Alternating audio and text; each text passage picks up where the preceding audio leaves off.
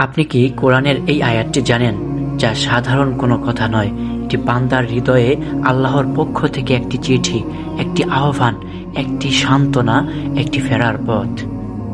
আল্লাহ বলেন, হে আমার সেই বান্দারা যারা নিজেদের উপর সীমা লঙ্ঘন করেছে, অর্থাৎ তুমি যদি এমন কেউ হও যে বারবার ভুল করেছে, যার দুঃখ বুকের ভেতর জমে আছে, তাহলে এই আয়াত তোমার জন্য। তোমাকেই আল্লাহ বলছেন, আল্লাহর রহমত থেকে নিরাশ হইও না। তুমি দেরি করে ফেলোনি ভাই, তুমি এখনো দাওয়াতের ভেতরে আছো।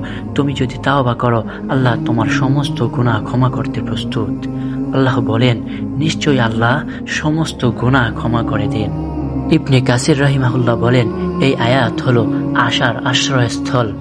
এই আয়াত বলে তোমার ফেরার পথ বন্ধ হয়নি।